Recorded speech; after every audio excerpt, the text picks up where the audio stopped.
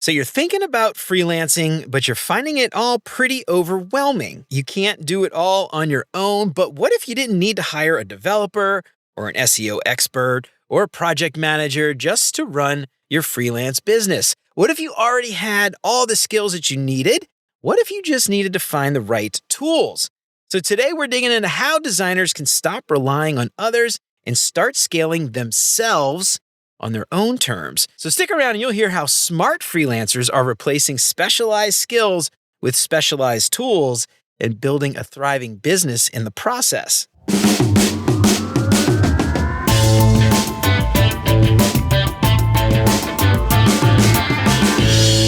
What's up, UX fam? How's your mom and them? Welcome to another episode of Beyond UX Design. I'm Jeremy. If you're new here, welcome. I am super stoked to have you. You ever ship a feature that should have never seen the light of day? Survive a sprint planning where nothing got planned? Or maybe you just said, let's circle back under your breath for the 50th time this week. Well, you, my friend, have earned a Merit-ish badge. Introducing the Beyond UX Design Merit Badges, a vintage-inspired sticker series for UX designers, PMs, and engineers who have seen things. Choose from 3 sets: soft skills, sharp tongue, cult of Figma initiation, the Pixel Pusher survival kit, and many more to come soon, so stay tuned. Each set of 5 badges celebrates the chaos, the coping, and the conference calls that should have been DMs. Stick them on your laptop and flaunt them at your stand-up. Show the world that you made it out of Q2 with your sanity mostly intact. Get 1 set of 5 stickers for $12 or 2 sets for $20 at beyonduxdesign.com/badges. Just promise me one thing. Send pics and show me where you stick them. How often do you stare at a blank Figma canvas, unsure where to start? Well, this episode is brought to you by Mobbin, the ultimate UI and UX design inspiration library. Mobbin gives you instant access to over 400,000 beautifully designed UI and user flows from apps you love, and content is added weekly, so you never have to start from scratch again. Quickly find exactly what you need, search by app category, UI patterns, or even specific features.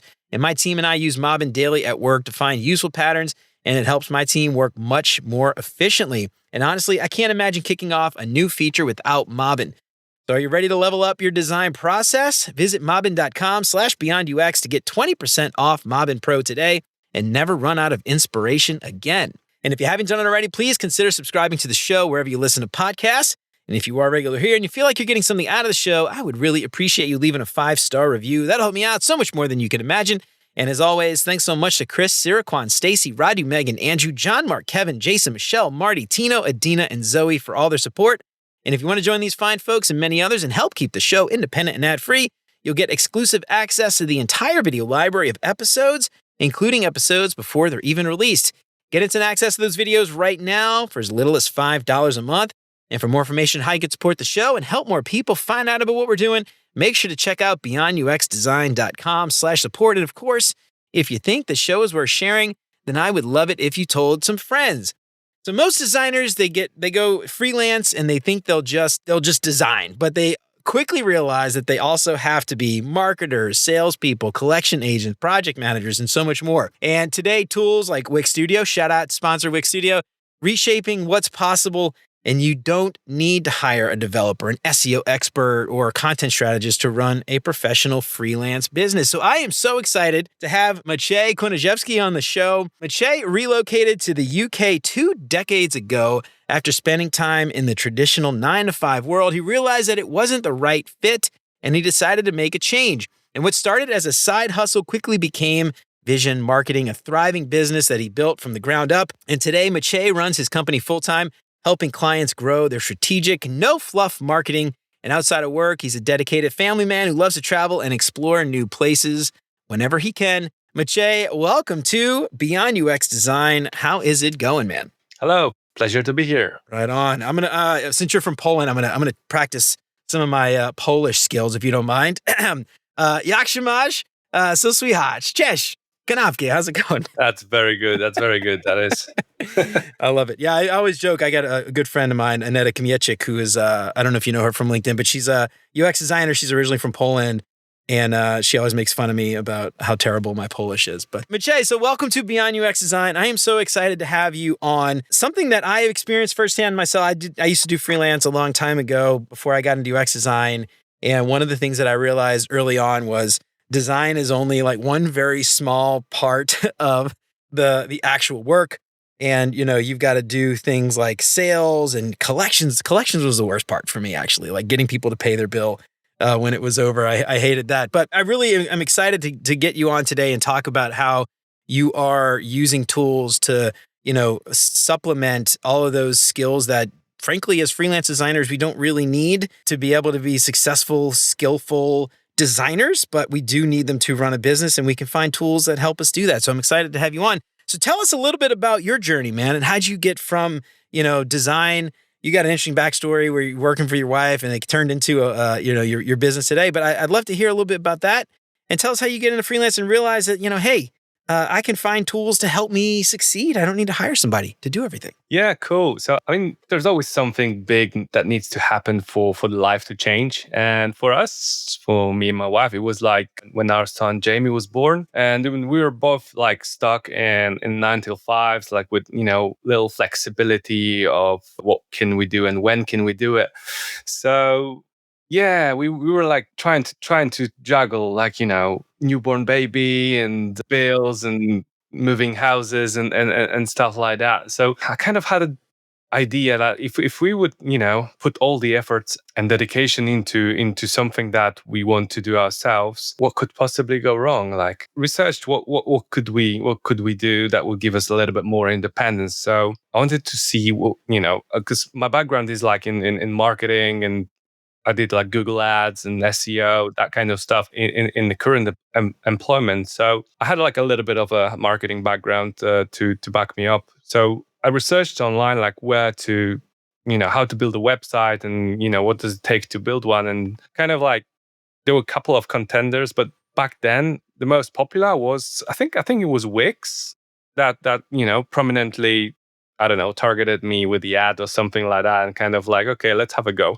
And like within a week, I managed to build like just a simple landing page for like back then it was like a for cleaning company, and then hooked up some Google Ads, did some SEO local, like targeted kind of like some local houses, and kind of like in a clever way that they had to be on their way to the nursery to drop the kid off, and not be outside. So like kind of like clever targeting, and like £50 later, and a couple of leads came through, and the calendar got full.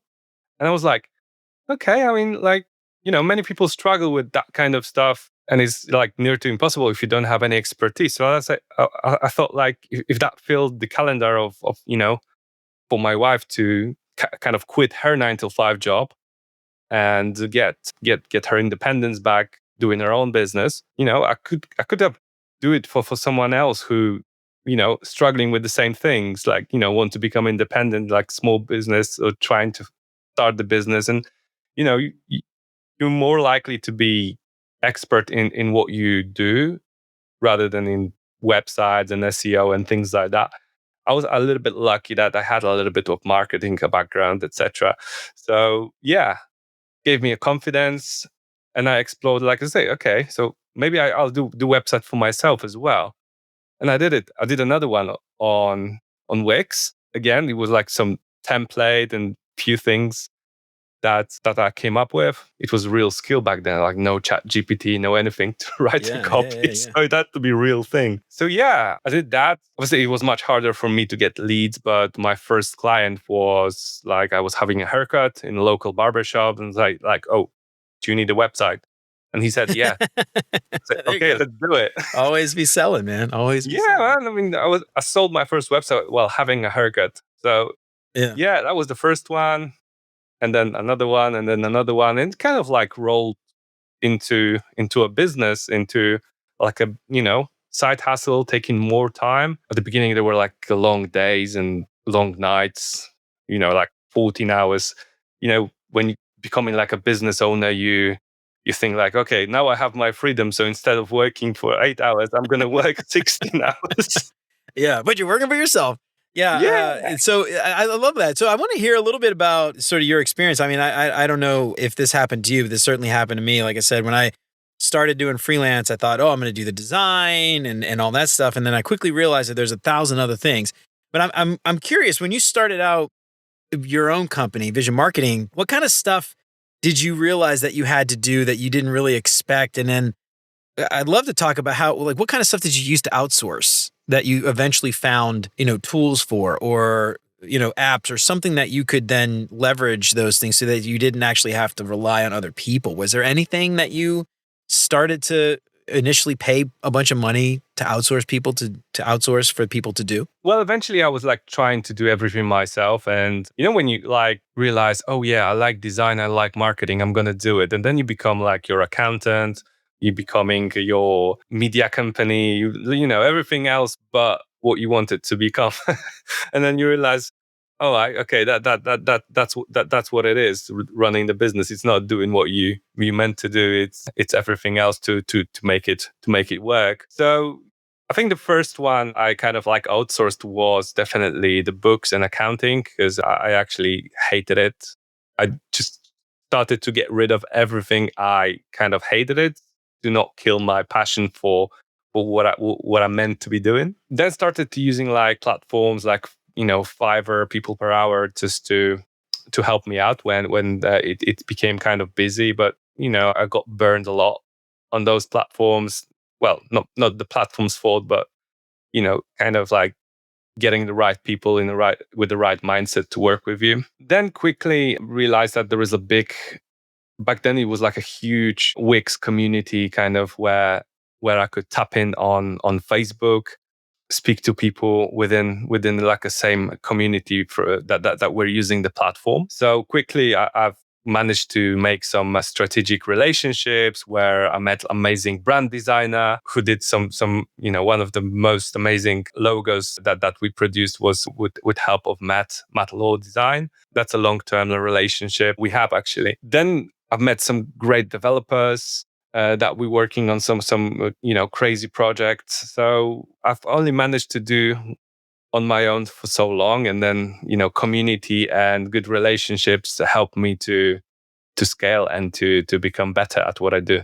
Yeah, I love that. Yeah, because that's the thing I found early on. And it's funny you mentioned accounting was the first one that you outsourced. When my wife and I, we had our own agency that we did similar kind of stuff back in the day. We did WordPress more than anything, which WordPress was a headache in and of itself 10, 15 years ago. WordPress has gotten a lot better now, but it's still, I don't know. It's not a site I would necessarily recommend people today. But anyway, we used to do WordPress sites and we did themes and templates and stuff like that. But that was the first thing that we outsourced was bookkeeping and accounting. Because I was like, this is not at all. And I don't know, you're in the UK, so I don't know what taxes are like. I imagine taxes are probably a lot easier with VAT and all that stuff than it is in the United States, where we have income tax and you get, discounts for this and you can, tax cuts and credits and all this stuff. And figuring that out, as a designer to me was like so hard. I honestly have never really looked into, speaking of tools, like like accounting software, like TurboTax and things like that. But anyway, I don't know. Is it, I guess in the UK, like, is it a lot easier or in Europe for taxes and stuff? Well, from what I heard, is way much easier comparing to different, because you got like a different states and different jurisdictions, and you pay tax here and there and everywhere. Yeah, it's insane. Well, one thing in common is that you got to pay it. You got to pay it. Yeah, at the end of the day, you got to pay it. So anyway, it's funny you mentioned outsourcing that. But again, thinking about tools and stuff, like this is something like I would encourage people to think about is like, you don't have to necessarily be the accountant. If you pull in tools like TurboTax, for instance, in the United States, I'm sure there's similar stuff in Europe. Just keeping up with it is sometimes a challenge, but you don't have to wait. Maybe that's another smart lesson too. It's like waiting until the end of the year when you have to file your taxes. Waiting until that day, it's going to be so much harder than if you do it. But what's interesting, like stuff like TurboTax, QuickBooks, and things like that. QuickBooks is a little different, but TurboTax, you don't have to pay until you file. So it's not like one of the things that I was always worried about as a freelancer was like paying for this, paying for that, paying for this, paying for that. And then all of that kind of eating into my profits, which is kind of nice with something like TurboTax. Maybe you're going to get a tax credit, so it kind of covers the cost of that. But anyway, I don't know. That's just something like for me, like the stress of dealing with accounting and stuff was so huge. It like actually kept me from being a better designer, I think, and you mentioned something really interesting, that finding the right people to help you allowed you to focus on the things that you were also good at. And this is something like I think a great lesson that everybody listening should take away from this is, find the tools, find the people that you can offload the things you don't want to do so that you can focus on being a better whatever it is you want to do, whether that's design or research or hell, maybe even sales. Find a designer so you can focus on sales. I think that's such a smart lesson. I don't know if you have any other additional thoughts there, but that to me is like a huge takeaway. I just would want to stress to everybody listening. Well, it is. It is a good takeaway, and it's a scary one as well. It's a learning curve because it's always like, I don't know. For me, it was always like, what if I'm gonna give. It's kind of like handing over your baby to somebody to get it looked after, trusting somebody with their design acumen or with their code, etc. So it's always a little bit scary for me. But now we're entering the area where it's tempting to do everything yourself again with all the tools and chat GPTs and AI robots and things like that. Yeah, it's an interesting area that we're entering in, because back then, it sounds like ages ago, but yeah, it's like you had to have some good relationships and some trusted people around you to get by, I think.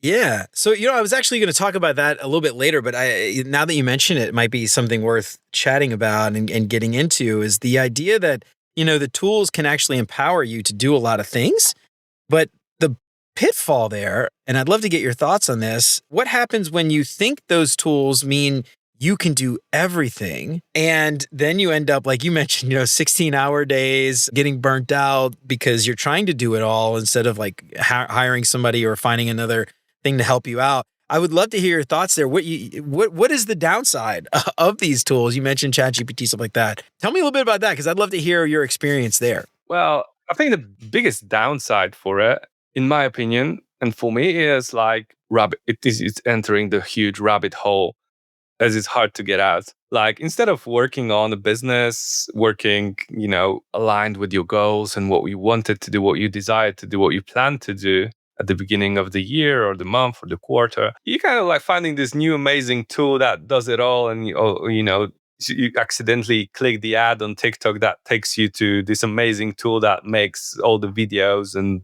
pictures and content and stuff like that. 8 hours later, like, you didn't do any work. You realize like those videos or those pictures are actually, not what you expected and not what it was. And yeah, I mean, at some point, your capacity of learning everything extinguish, and you have to stick to what you know and what you're good at. And going into X amount of rabbit holes with those tools, sometimes it is too much of a learning curve. And it's a distractions, and most of the times it's a distractions rather than something that will serve your business. And many times I learned that going into distraction area where there are lots of new shining objects floating around, and it's Alice in the Wonderland kind of stuff. And yeah, no good, man, no good. Yeah. So that kind of leads me to this idea, and this is something that you've done. And we talked about this a while back when you and I first spoke. And I want to dig into this a little bit more. This idea of specialization. All these things you just mentioned, they're distractions. They're kind of keeping you from getting really good at that one thing. Talk to me a little bit about your perspective here on finding a specialization, finding a niche as a freelancer, and how that's helped you, become, in your case, Wix Studio. I think, what is it? Wix Studio approved, or what's the word? What's the title? Like, how do It's a certified partner. Certified partner, right? So you're like Wix Studio certified partner. Wix certified partner, and that's like really allowed you to kind of sell that. Tell me a little bit about that specialization piece and how that's benefited you, and maybe then some advice that you have on other people on how to find out what that specialization, what that niche might be for them. Well, it's always, again, a little bit of a scary leap into unknown. Well, into the known, but it's kind of like fear of missing out on everything else. And if someone like suffers from this ADHD type of behavior where you kind of like running around chasing the new things, getting specialized really helps. Why it's hard for me? It was hard because I thought, wow, okay, if I'm going to specialize in Wix Studio, if I'm going to, go all in, what if I'm going to miss those WordPress leads, or those, Webflow designs opportunities, or those branding, or those SEO? And that kind of like, I realized at some point, distraction, and just put your bets on the one horse and run with it. And it will pays off with consistency and determination to pursue to be, the best, or one of the best, or the leading within that niche. And I think, at some point you realize you could easily help someone within this niche. Someone will perceive you as an expert because you have bulletproof portfolio, recognitions. You will talk about it. It's easy for you to generate content around this specific niche. It's really helpful to actually overcome that fear of specializing into something and becoming an expert and known from one thing. So let me ask you this. You played around, or you're now a Wix certified partner. But I'm curious, did you play around with other specializations before that? Did you try to experiment a little bit? And if so, like how did you sort of craft that experiment or figure that out, or trial and error? Did you have anything that you were trying to specialize in before and then it just totally failed? I'm curious what your experience was there. I was always loyal to Wix. At the beginning there, when I did first started, did a couple of websites, there was like another certification for classic editor back then.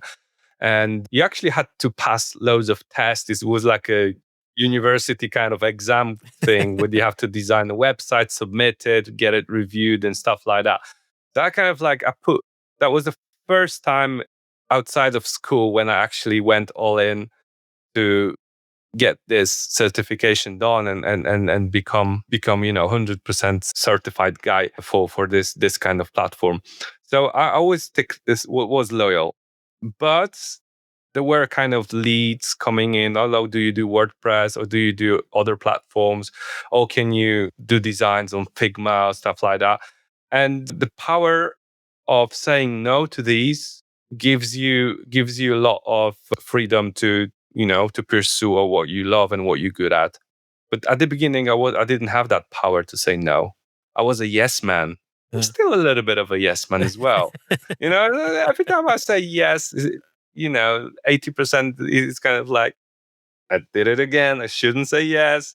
I should stick to my guns. Well, until you've got like Jeff Bezos money, I think every business owner is scared of saying no because, especially like you got a wife, kids, I'm the same way. And I'm just, sometimes it's like scary to say no, what happens if I don't get this opportunity again? What happens if this money goes away?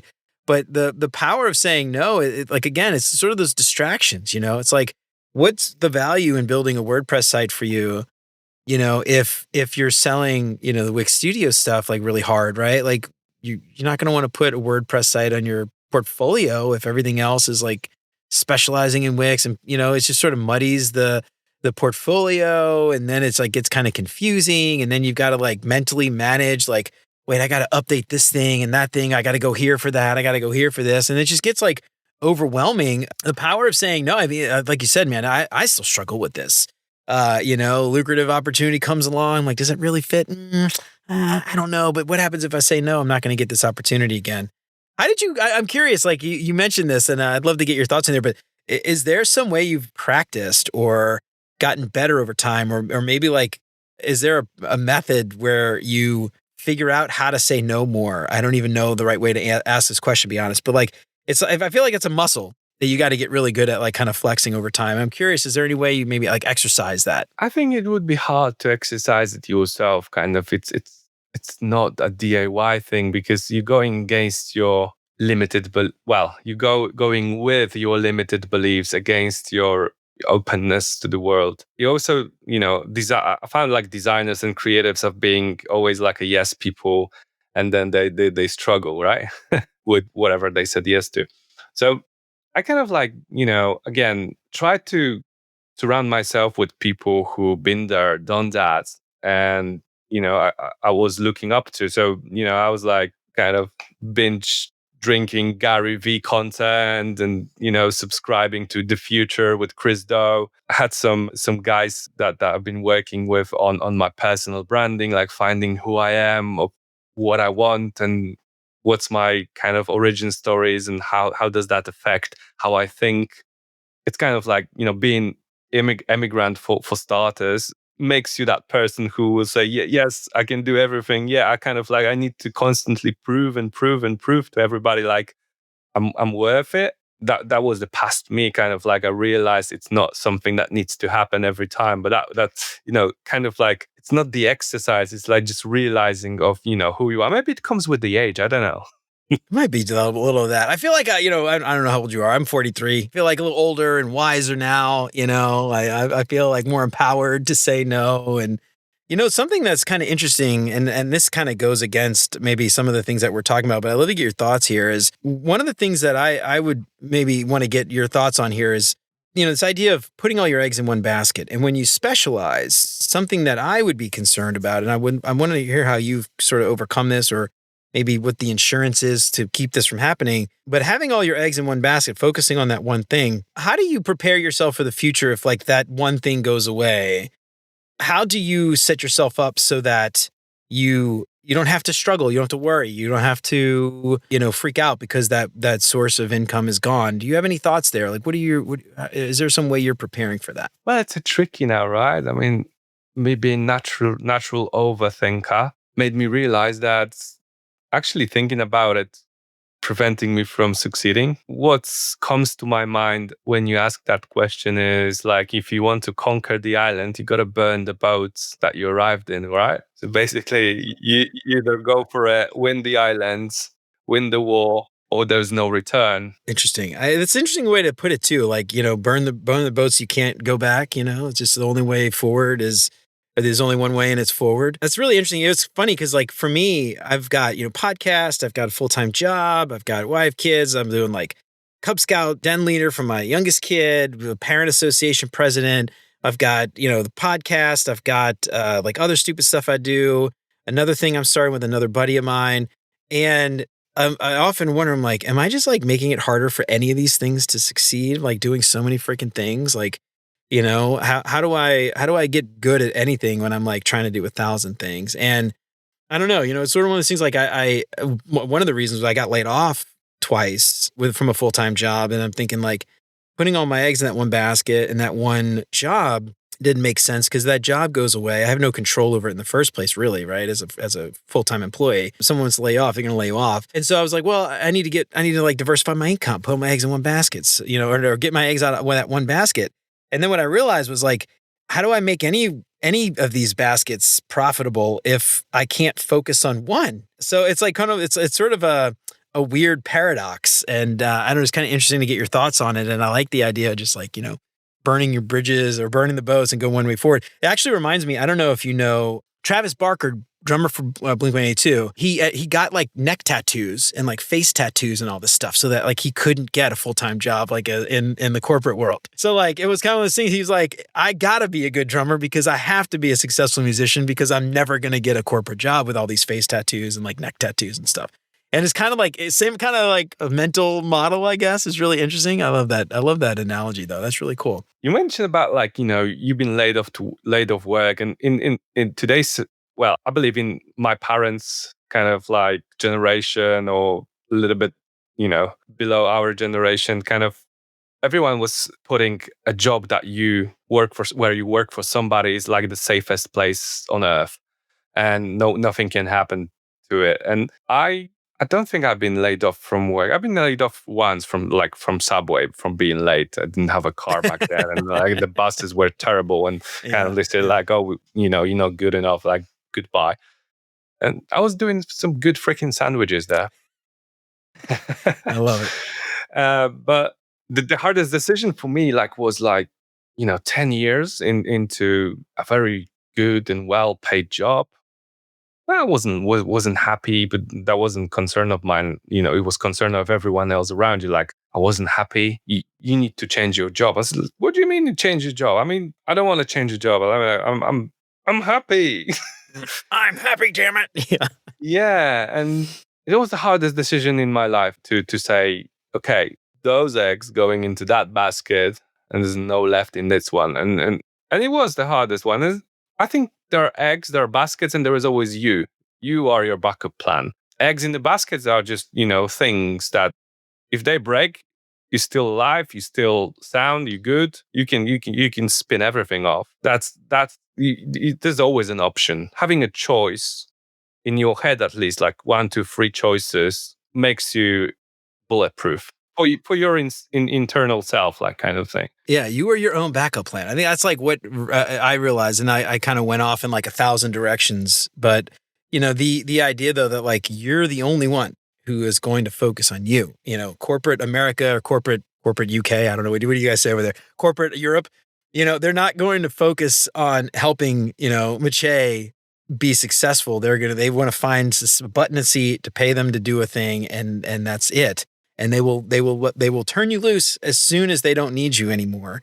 100%. And there's no loyalty anymore. Like the only person loyal to you is going to be you and your family, or your friends and stuff. And so that's a great lesson, dude. I love that so much. Something that I want to shift gears a little bit and talk about your experience with selling and marketing yourself and your services, because this is something that I think most designers are not very good salespeople. Some of them can talk and sell, and obviously you're really good at it. You sold a haircut, sold your first website. But a lot of people are scared to talk about themselves. They feel like it's sort of boasting and things like that. And I wanted to get your thoughts on, selling as a freelancer and the challenges that you have faced and how you overcame that idea of selling. Talk to me a little bit about like how you got to the point where you're able to grow this business and find the leads and do the sales while also doing the design. The moment I realized that I can't sell, I need to help people. And it sounds maybe sounds a little bit cheesy, but it took me a while. At the beginning, I was trying to always over deliver, always overcompensate, etc., etc. But kind of like I with my circle of people, I surrounded myself and offline and online. I kind of like said to myself, I need to learn how to sell and how to talk to people and how to talk with people and resolve problems together. And it's kind of like hard to start with, but there is a lot of learning, money, courses that do work, that don't work, practice that it's a good help that is needed. I don't think I could do it myself. So I was like reading loads of books, like from Gary Vaynerchuk, tuning into Tony Robbins and mindset things, and trying getting a lot of coaching. So it took me a lot of work to learn how to be myself and help people. It's such a simple thing, right? Yeah. Well, I love that. And I love that you said like it took you a while to figure out you're not selling something, you're helping people, right? And I think that's the thing that a lot of people miss, like when they go to like networking events and things like that. It's like me. I need this, I need that, I need a job, I need a client, I need this. But it's, making connections with people, finding people and being the connector and saying, I can't help you, but this person over here can, and connecting people. And then, you're giving back, and then someone's like, oh, Maciej, yeah, he's got that thing. He's really good at it. Let me like holler at him, and then people start helping you, and it's, helping clients. Obviously, I mean, you're not selling them something they don't need. They don't like, not need, they need a website, but also at the same time, they're trying to solve a problem. Like, why do they need a website? What is it? Are the sales down? Are they trying to market a specific thing? Are they trying to launch a new thing? And that's how you're helping them achieve that goal, as opposed to just like, hey, here's a website, here's a website, here's a website. And I think that's something really profound, is realizing that, your job is not to sell, it's to help. And if you help, people are going to come to you. If you're the person that can help them, they're going to tell other people, oh, they helped me this, they helped me that. Like, look how amazing this thing was. And you've got, your own little built-in salesman with happy clients because you've helped them. You didn't just sell them crap they didn't need. Yeah, that's it. And the thing that is worth mentioning is like the mindset bit of it. Like I was always thinking like, okay, if someone gets on the phone with me, they try to sell something. So I build like a big fence, and then, I don't want it. So someone said to me like, how you buy is how you sell. And I was like, shit. I kind of like, I'm always like, I never can be decisive enough. I never say, quick yes and things like that. And I realized that kind of translated into my beginning of my poor kind of like selling, well, techniques or conversations. Let's call it like opportunities, conversations. And I realized if I flip my mindset and I kind of try to, be how I would like others to be with me when we do that, like really natural and upfront without, and it helps if you don't have to sell. It's just like if you're helping, it's kind of like falls into the right area. But yeah, mindset is really important, and what you believe in is true. Is you kind of like broadcast onto your customer or potential customer, and they reflect it back to you. So it's kind of like you can't win that. No Yeah, one yeah. can. I love that. Let me ask you this. You mentioned, reading all the books, courses, Tony Robbins, and reading all the Gary Vee books and things like that. Did you find any of those useful at all? I'm just curious. Or did you think they were just like fluff and kind of, I don't know, they're basically selling just to sell so they can make more money? I'm curious, was there any value in those things or any resources that you might recommend to people if they want some help with trying to figure out how to be a better salesperson? I think there is always something that sticks. You read something, you participate in a course, and if you practice it, it will come into fruition. If you practice it, if you manage to master it as as your personal authentic yourself, using those not techniques, but kind of like don't forget, like I had to learn that in English, where Polish is my first language, and I didn't know English too much when I came over here. So I kind of like it was like a crazy ninja task for me to even get to know those things. But if I would recommend something that worked for me the most in terms of the selling, was definitely the Future Group by Chris Do, and his resources on YouTube, on things that the amount of free stuff that he actually posted. And I was following him for ages.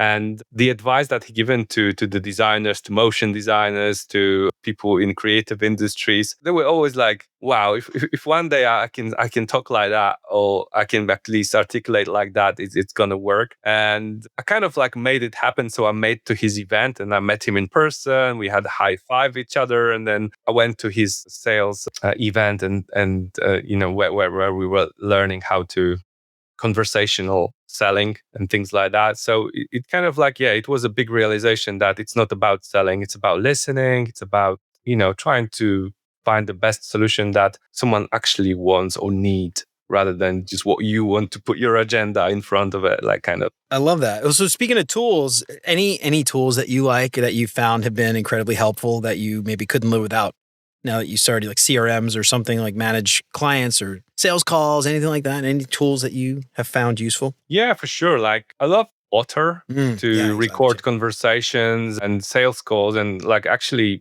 combining this into with some AI that can give you the feedback on how was the tone on the conversation, and getting those notes in place helps really with working on the proposals that are actually land well with what you discussed, etc. So that was a big one.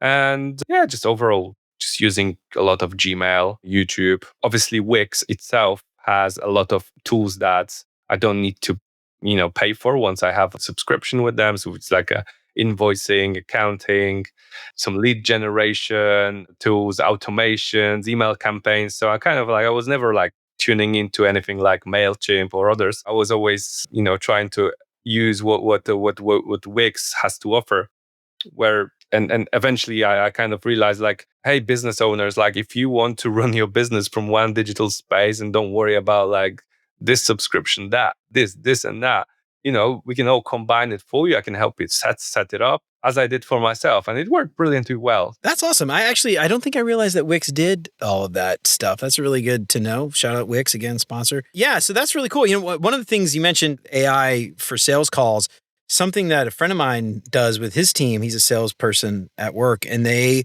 have a tool that can actually analyze to determine who on their team is talking versus the customer. And at the end, they'll sort of go back and they'll analyze the call. Like a lot, like, football players will watch the tapes, right? Like they'll watch their game over and analyze how they performed.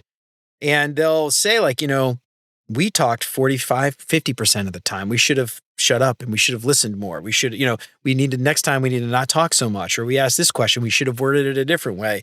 And it's really interesting to kind of think about that and find those tools. Those are, relatively new. AI is obviously enabling a lot of that, but that's really neat. Stuff like that I would have never even thought about before as a sales, I would say like pseudo salesperson as like a freelancer trying to do sales. Shut up and listen. Don't talk too much. Ask a question and shut up and don't try to dominate the conversation. Let the customer, talk. Those are things that like most designers are never trained in sales, and having tools like that can kind of help you get better without having to take a class or without having to hire a salesperson. I think that's really, really good stuff. I love that, dude. All right. So Maciej, so we've had you for a little while now, man. Before we get out of here, I've got some questions I'd like to ask all my guests to help our listeners get to know our guests a little bit better. But before we do that, any closing thoughts, anything that we didn't get a chance to talk about that you want to make sure everybody listening takes away as it relates to this idea of empowering yourself, finding tools so that you don't have to do that work and focus on the things that you love? Yeah. So, I mean, like if we consider, being a freelance or a business owner for anything that is, creative industry or more marketing related, I would say this market is crazily saturated with everybody, and it's going to be becoming more and more saturated going forward because, like, we mentioned about the expansion of AI and things get created really quickly and to the high quality. So I think if we're as a business owners or as a creatives, if we're not going to make our mark now as a humans, and as a humans, I mean being on podcasts like that or putting out some videos or working on your personal brands, talking about your niche specifications, we are going to be just buried. If we're not going to do it, we're going to be buried into those AI artificially generated noise that will put like a big thick blanket. And the only way to stay above this big scary blanket is to get specialized, be known from what you want to be known and what you're passionate about. Because it's important. If you're not passionate about something, you're not going to be kind of like convincing people that you're the guy to listen to. Yeah, mastering the skills that really flows with you, and not being scared of niching down and then becoming expert in one thing. Because with the great community and with the good people that you can surround yourself with, you can achieve a lot more than just trying to stay and stick being generalist and being kind of semi-good at everything rather than master of one thing. Yeah, I love it. Finding your community.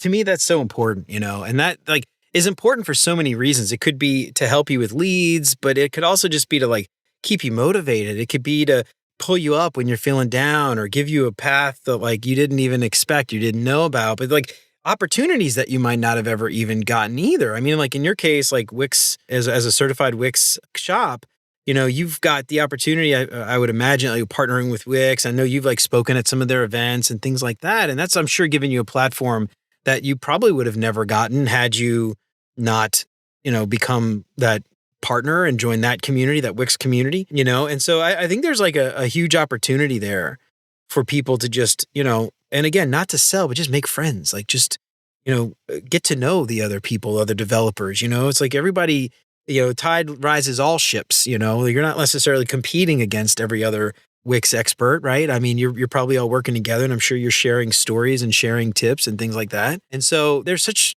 profound, I think, guidance in that idea of finding a community. Like for me, it's just so important, especially when everybody now is like remote and you often don't leave your house, for days at a time. Just having that community to talk to and share ideas with and stories and things like that, and to build, relationships. I love that. I think that's perfect parting advice, and it fits this podcast perfectly because we talk about the importance of relationships all the time. So, Maciej, I love that, man. All right. Well, thanks again. This was a brilliant conversation. I really appreciate you coming on. Before we get out of here, I've got 5 simple questions that I like to ask all my guests to help our listeners get to know our guests a little bit better. First thing that comes to your mind, you don't have to take too long to think about it. Are you ready? Let's do it. All right. First up, what is your favorite non-design book? Start with why. Ooh, I got that right here on my shelf, man. That's a great book. I love it. Simon Sinek, Start with Why, Golden Circle, and everything else. And I think as especially like sales, finding sales, like starting with the why and not the what. It's so good. Such a great book. I love that book. Awesome answer. All right. Next up, what is your favorite non-design podcast? It's going to be Drum Code. It's a musical techno podcast. Oh, nice, dude. Drum Not Code. Not much of a talking, a lot of hard techno. Oh, right on, dude. I love that. Okay. I love different. I've never heard of a podcast like that with more like music but you get like episodes and they release it like weekly, I guess, things like that. But it's not like an album, right? That's really cool. I love that. Innovative ways to use podcasts and RSS feeds. That's really cool. All right. Next up, what is your favorite meal? This could be something you cook, something your grandma used to cook, something you had at a restaurant. It's going to be the steak. Ooh, steak. How do you like it cooked? Do you like it grilled? Do you like it seared on like a cast iron? Got to go on the flames. There you it's going to be Open prepared. fire. It's going to be dry. It's going to be thick. It's going to Ooh, go yeah. on the barbecue. No pans, no gas hobs. It's got to be on the coals. And I love it. Like, back to proper, just like back juicy. to the primal cooking. What's your favorite side? You got a favorite side you like to pair? Is it potatoes or something else? Side for the steak is probably some chicken wings. Steak with a side of chicken wings. I love that. Nothing wrong with that. All right. That's the first time I've ever had anyone answer that question. That's really good. All right. Next up, what is your favorite vacation spot? I'm always jealous of you guys out in Europe and all the places y'all can visit. Well, it's got to be Cuba. Cuba, really? Right on, man. How many times have you been out to Cuba? Well, I got married in Cuba on the beach. Oh, right on. Oh, that's so cool. Just 2 of us. It was kind of like crazy. And then been there another 2 times. That's awesome, dude.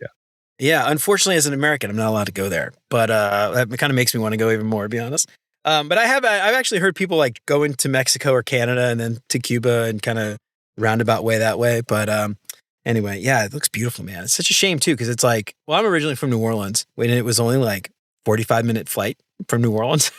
But like we could never go. The best what appealed to me with that place is back then it was like no Wi-Fi, no one calling you. It's like you kind of like leave everything in the safe, kind of like in a hotel. Like you don't even take your phone with you. It's like just go there and then just interact with people, like kind of like real interactions. I bet the food and the music and everything down there was amazing. Oh, that's so cool. I love that. I would love to go. For a little while during Obama administration, they actually opened it up to go, and then Trump came in and like closed it off. So, all right. Next up, what is your favorite design tool that is not, I usually ask for Figma, but in this case, I'm going to say Wix. Your favorite design tool that is not Wix.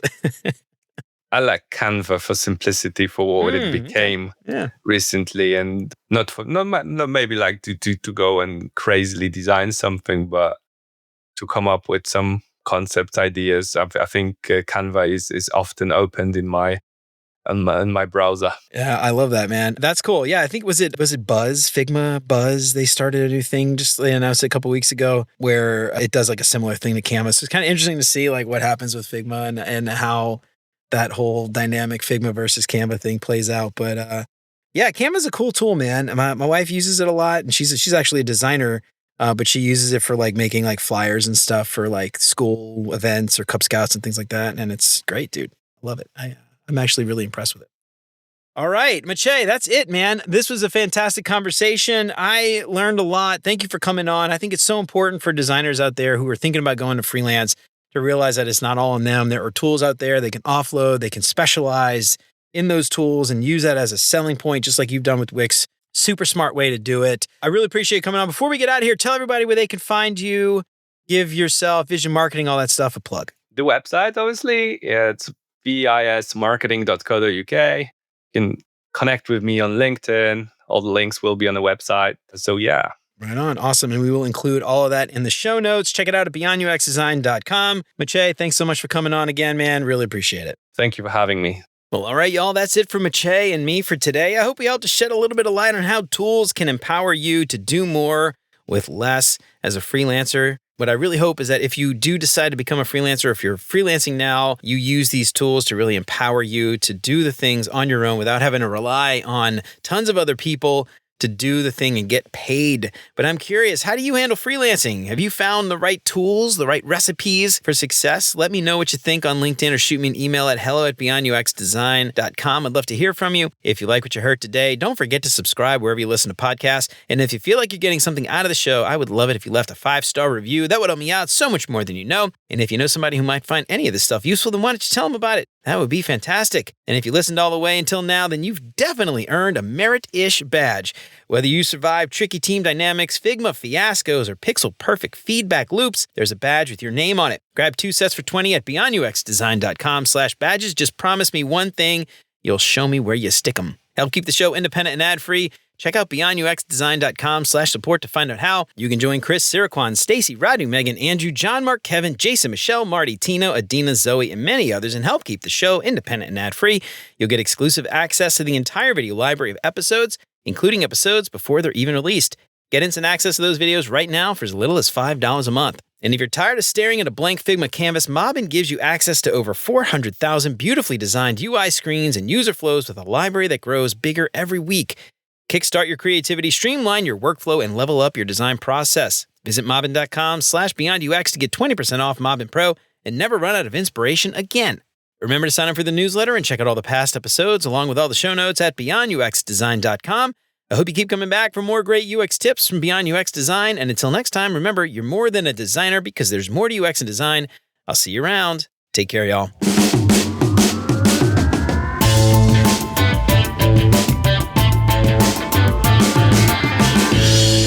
Moving on trochę po polsku. A little bit, man. I had Duolingo going for a little while.